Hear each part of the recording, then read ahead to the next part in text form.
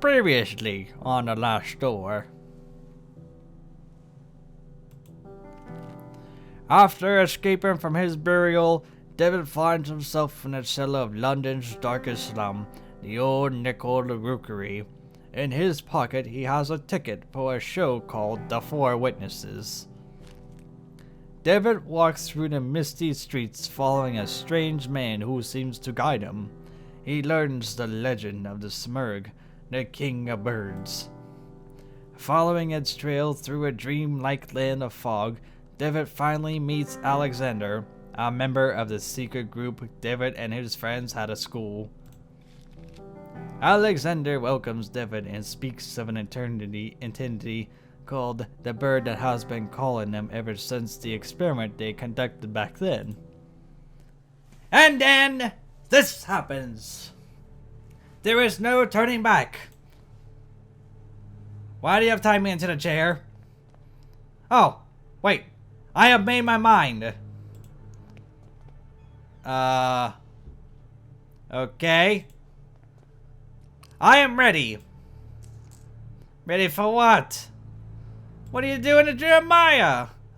Alexander, go on. Do it. Oh, do it. Oh no, do it. What's happening? Okay, now we're back at the intro credits. So, welcome back to The Last Door, everybody. This is the final episode of The Last Door. Not the final episode for the series in general, but the last episode, the 4th episode of The Last Door. Let's wait and see. Let's go in and see what may happen to the creature and the monster within The Last Door. Everything seems like now Jeremiah, as you just saw, seems like now Jeremiah, David, and Alexander are doing some kind of one of us BS nonsense thingy-maring that should not supposed to happen. All because of that one stupid damn project they done in the past. Okay, I'm gonna silence myself and then wait till the thing goes away so I can see what kind of magic happens in the beginning of this episode. Alrighty. So, now what? We found 4 people. Can you see all these stars twinkling? Can you see all these stars twinkling in a black outer abyss? All the constellations traced by human eyes and long distant errors. Alexander, Jeremiah. No Anthony. No Father Ernest. David. I wonder who the 5th guy is, though, because there's always that one last guy who was in there, because I remember seeing 5 witnesses. Jeremiah, Father Ernest, Alexander, Anthony, but there was somebody else there, too. Look now to the forest in the valley, to the old tower, from the last tree in the distance to the stars in the sky. And even the stones beneath our feet are just silhouettes that hide the truth from our poor senses. Ancient shadows that hang over the veil that hides the world. As if it were the curtain of the theater, the veil separates the truth from the lie. Okay. The veil is a place, David. A place of mist. Anthony's great abilities brought you here, but his influence will soon fade away. The mask of lies will descend over your eyes once again. Oh, dear. You must find the door as I did. Okay, then what? The door that gives passage through the veil. Am I saying that right? Veil? Open it and we will walk together beyond the mist. Okay. Got it. Do all kinds of horrible decisions. Oh. I suppose you're wondering why I called you so urgently. I cannot deny it. Your letter was truly mysterious. I have been traveling, Doctor, to Scotland. Have you heard about the massacre of St. Gall?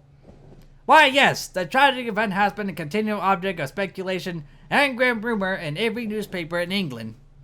For weeks now, pamphlets have claimed that all kinds of massacre things took place. But I don't understand. How is this all connected with my patient? He was there. I'm afraid he is one of the victims. God, dear God. Are you telling me my patient has been murdered? Murdered? Thankfully, no. Please excuse me for alarming you. I did not mean to give you this impression. Devitt was attacked but survived. What happened to him then? It seems the criminal was caught by Devitt in the midst of the act. Then he tried to do the same thing to Devitt that he had done to the others. Fortunately, the nuns arrived in time to unearth him from the coffin. Devitt was hospitalized. The nurses report that he remained unconscious for an entire day. What was Devitt doing there? Many years ago, the St. Gall Hospital was a boarding school. It appears that both your patient and Mr. Beechworth spent a part of the use together. So, okay, so now they're talking about Jeremiah Devitt and Anthony Beechworth, and then about the whole school. So that nun school in the second episode, yeah, if you remember back in the second episode, that place I went to is now called the St. Gall Hospital. A place that was filled with all kinds of nuns and all kinds of depression going on. And of course, that's where Jeremiah Devitt was buried. Spoiler alert. So now, anyways, we can assume that Devitt was investigating something. He believed he had found a clue related to his friend's death. What was the cause of those awful deaths? No one knows for sure. The victims were inflicted with the terrible wounds. All of them had an expression to utmost terror of their faces. Well, I don't know. I suspect you did not find Mr. Devitt in the hospital. Indeed, he was already gone by the time I arrived. I have not been able to determine his whereabouts since. I see. What conclusions do you draw from all these circumstances? I have some theories, but I would prefer not to reveal them until events have unfolded. In all of them, there is a fundamental element whose role has not been revealed. The fifth guy. And what leads you to this conclusion? It is something that the Holy Sisters found beside Devitt, within the coffin. An empty, hypodermic needle with traces of an unknown substance. Does that mean the crow was with the thing with me, the shadow? Okay, so I'm back to Jeremiah Devitt, I think, unless I'm playing as Alexander. Who knows? Episode 4, The Ancient Shadows. Alright. Now let's see how the story begins. I'm sure this is a place Alexander's house must be just ahead. That's correct. Let's go see what's up ahead. Hopefully good things are waiting for me. Oh wait. The ancient castle of Pensford rests in the distance. It was the garrison first built by the Romans, but was... good God, excuse me. But was abandoned and has been ruined ever since. Good God. So, is this the house? There's a gate. There's a large iron bar latching the door. Really? I thought it was just a wooden fancy door or some kind of diamond crystal door. That's locked. It's latched. I can't open it from this side. I mean, there is a little thing that you can stick your hand over and unlatch it and then pull it from the other side. I mean, that is a real thing too. What's this? Nothing. Oh wait, trees? It must have taken all day, but I finally made it to Alexander's house. And just in time. Soon it will be pitch black. Okay. What does... No one's answering. Perhaps I should go inside anyway. I'll just tell the household that I am an old friend come to visit. I don't know, Jeremiah. I mean, people get shot. Who are you? A strange woman stared down at me, glaring with a silent reapproach to my intrusion. Okay. Well. Footsteps. There must be someone upstairs. Indeed, but should I go look around the place all over the thing first? I guess not. A well-crafted grandfather clock, but it seems to be out of order. One of the hands is missing. I don't have that hand. I got this hand, but I don't think anybody needs this hand. Does anybody need a hand? I don't think so. Alright, so upstairs. Who's up here? Somebody has got to be... Hey, who's this? A silhouette of a man. It bears a strong resemblance to Alexander. You sure it's not me in a picture? A silhouette of a woman. Actually, this is Alexander's house, so that could be his wife. Maybe. They didn't say anything about... Nobody didn't say anything about Alexander getting married. A figurine of an angel facing a wall. How about the picture? A fine painting of a local Roman structures. They somehow seem more ancient in this depiction. Well, it's not time traveling. Well, let somebody... I don't know. Anywho, who are you? Alexander? Alexander beat me here. How dare he? What's in this bed? There's a scribbled annotation in this piece of paper. The will is something we sense in our innermost. Being instantly, in vain, do we waste our lives, craving to tear through? It is Zia Latha, the curtain behind which the great wings beat. Inside its ancient mist inhabit the shadows of those who left. Possibly. Alright, still got a good amount of time. The table holds nothing but a box with description. Lundanum. To be taken in case of anxiety. It is empty. Alright, nothing. So what's Alexander doing up here? How did he get to me? This cuckoo clock is covered with dust. It seems to be missing an important piece. The bird. So, we got a big father clock that's missing a hand. And we got a cuckoo clock that's messing with the bird. Right. So, okay then. That makes sense. A misty dark overlooks a great ocean. Gulls wheel overheard. Alright, so Alexander, how'd you beat me? Alexander, it's me, Devin. I'm sorry if I startled you. Why are you sitting in a wheelchair? Is everything alright? Why are you sitting in a wheelchair? Are you hurt, maybe? Can you stand? He is staring blankly at some distant point, as if he has not heard my question at all. Okay, so Alexander is traumatized. You told me I should come here, and I came as soon as I could. Can you tell me what's happening here? He gives no answer, but persistently stares at something nearby. He appears to be in some kind of hypnotic trance. When I was downstairs, I could have sworn I heard footsteps. Were they yours, or was it there's someone else in the house? Probably the wife. For a moment, I felt a flash of hope that he was looking at me, but he was unresponsive. Alexander, please, say something. I don't know what to do. I don't understand. Just what happened to him. Dark magic and crows. Bad crows. What's this? Oh, I already looked at that. Alright, so Alexander's traumatized. Where's his wife, though? I mean, if he has pictures of a female around here somewhere, there's a possibility that... A huge chest made of oak wood. Really?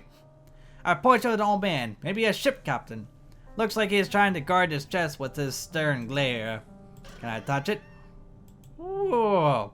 There's a large iron hook in here. I'll take it. There was a fragment of a diary under the hook. Alright. What if I should get some drink? Well, no, man. Never mind. August 5th of 1887. I can't work in the basement anymore. Those wrench sculptures, I feel them stalking me in the darkness. I know it is not possible, but I can hear crunches. Their flapping wings, stone grinding on stone, their frozen paradoxisms. With what diabolical art were those gensters conceived? An internal movement, a tension, an impossible struggle to get back to life they never had. I might place them outdoors in a greenhouse and let the mold devour them and wasps make nests of their hollow hearts. Are they talking about the weeping angels? Because I don't like those damn things. I really don't. I've seen so many horrible things of them. Oh. Alright, anywho. What's in here? Ah, Alexander's workshop. A camera tripod. Can I take it? No. So, anything in here? What do we have here? Hey, is that blood? A basin with a copper drain. Chopper. Wow. Anything up here? Pictures hanging from the cord. They look as if they were improperly developed. You can hardly distinguish anything. Probably because they're not ready yet? I don't know. What do we have here? A lamp is hanging from the ceiling. Its bulb casts an intense white light. Probably what reveals the photos. It looks like some kind of red tinted glass cover used to mask a lamp. It's completely shattered on the floor. Can I take it? No. Alright, so what can I take, what can I not take? The image of a couple wearing rat mask at the festival. Probably Alexander and his wife. A glass jar containing yellow substance. The label reads cyanide. Can I take it? Alright, I took it. Works for me. Another note. It is a big book of home chemistry recipes. A few pages have been bookmarked and some articles are underlined. 3149 collodion for photography. A collodion is the vehicle by which the photographic chemicals are united upon the surface of the glass and a sensitive coating produced. Many formulae are published for this article to which great value is attached. Some supposing that its peculiar composition belong to the principal causes of the failure or success. This is only a degree in true. I cannot get my English right. I am dying for thirst. I need a drink. I'm getting dry. So excuse me for a second. I chug down some water. Boy, the start of a 4th episode and I'm having trouble with my words. Still. 3151 to develop a positive image. This is done by pouring upon a plate upon 1 ounce of the vitriol spirit solution and only then adding 5 or 6 drops of the cyanide acid, which I have. Then the plate must be thoroughly washed in water to remove any excess of the chemicals. 3150 the causes of failure. They would almost require a chapter by themselves. A long experience convinces us that 9 out of every 10 failures occur from a want of care. The presence of dirt, negligence. One cannot be over nice, careful, or cleanly. The best results always rewarding the most painstaking. If a mistake is made in order to if a mistake is made in an order specified in a formula, quickly flow clean water over the plague and start again. Okay. An instrument whose workings are beyond my knowledge. Can I take it? No, I can't. Alright, so I've been to everywhere. I got the cyanide, but I can't really use it on here. I need something on which to apply the liquid. How about the hook? No, it don't. Okay, the hook doesn't work. Alright, let's go into this room. Ah, what we have here? Ah, looks like somebody's office. So what else can I take from here? Nothing. A picture of an angel with a gentle face. Ah, does she have a gentle butt too? The shelf is lined with strange and complex books. Some titles include The Movements of Shadows, Preserving the Mind, and The Lessons Beyond Nature. Alright, what's on the desk? This seems an invoice. May this document serve as a record of payment made corresponding to the following work. The Cocoa Clock. Mechanism has been modified to give the strokes exclusively at 6:15 in the afternoon. In addition, a special device has a switch that has been added to synchronize all clocks in the house. Okay, that kind of tells me something. It's a letter. Dear Alexander, I have excellent news. A contact from the university has given me access to the 12th century alchemical tomb containing an amazing formulary. There's no doubt that sometimes smart contemplation takes the mind to places that otherwise it will never visit. Leafing through the I can't pronounce that. Grimoire.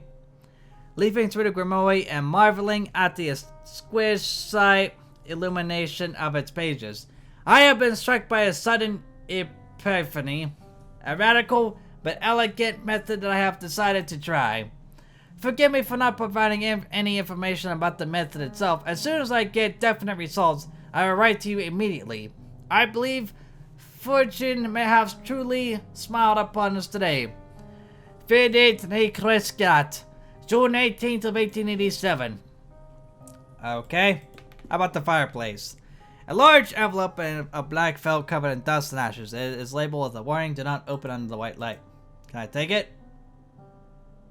I'm gonna take it just in case. A bust with its face turned around. Okay. I guess that's it from here. Alright. I guess. Nothing in here. Okay, I'm gonna stop the episode right here because I'm all out of time. I didn't realize I was like 20 minutes over the thing. So far we're getting into the basics of trying to figure out what exactly is going on.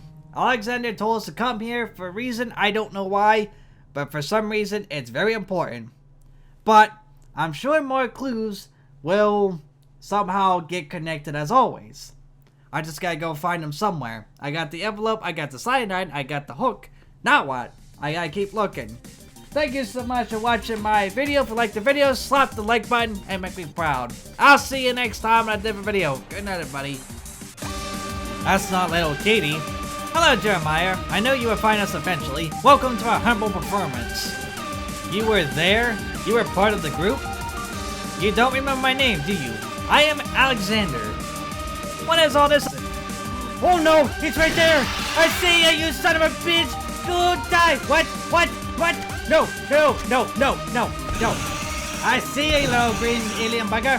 Where are you running from, huh? Oh, don't you want to? No.